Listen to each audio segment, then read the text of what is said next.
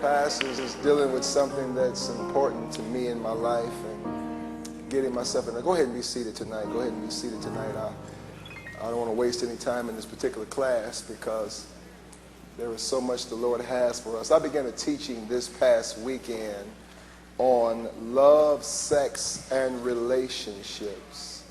I'll tell any pastor unequivocally, you can teach on the Holy Ghost, you can teach on even Jesus.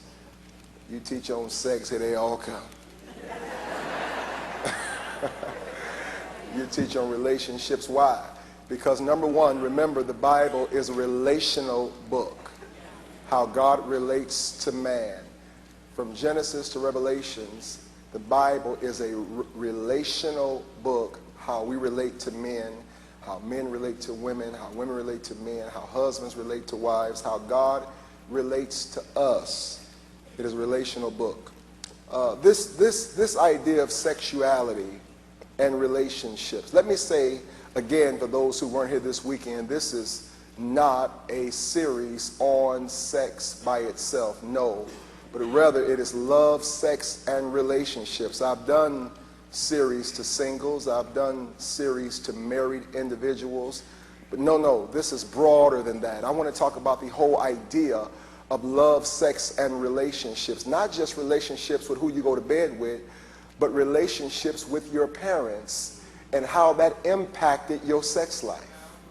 Relationships with people around you and how that impacts you as it relates to your love and love languages. So this series is about relationships. It's not just the singles, It's not just to married folk, but to those who are wrestling with lesbianism, those who are dealing with homosexuality, those who have unfortunately had to deal with molestation in your life.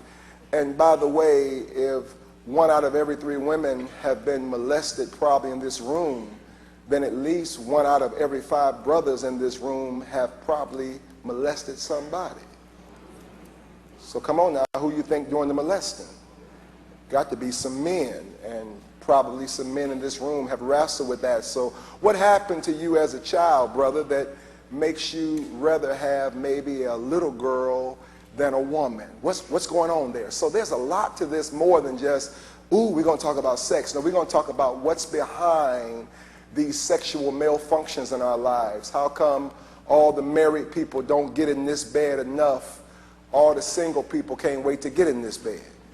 Apparently there's something going on deeper, and that's what we want to deal with. How can we get there? How many times have you experienced the following situation?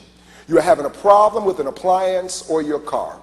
First you try to fix it yourself to no avail. Then you break down and spend some money, as little as possible, to get somebody who is cheap to correct the problem. You lose time and money, but the problem is not corrected. Finally, you do what you should have done in the first place. You take it back to the manufacturer. The manufacturer diagnoses the problem, corrects it, and sends you on your way in 30 minutes or less.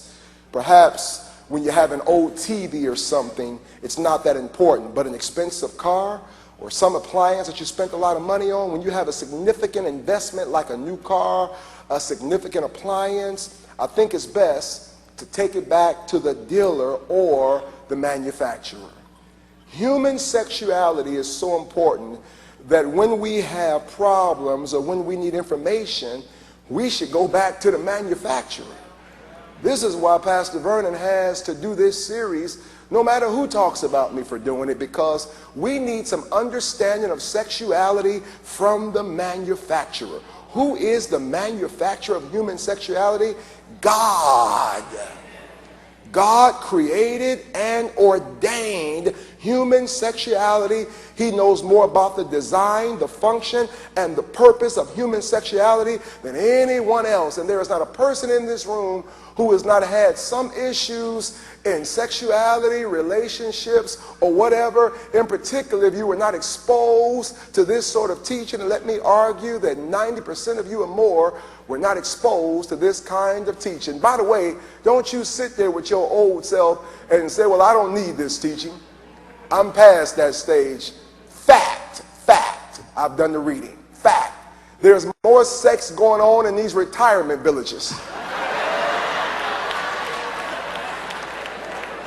These old folk getting more than y'all. Seriously.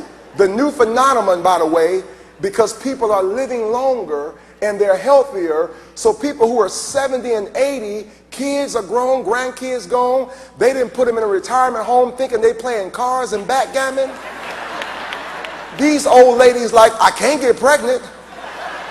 They're in great shape still, and they're having sex, fornicating in the retirement villages. So go check on grandma. She ain't doing what y'all think, I'm telling you. Grandma in there dropping it like it's hot. Y'all think grandma ain't sleep, she ain't sleep. Y'all think she watching TV.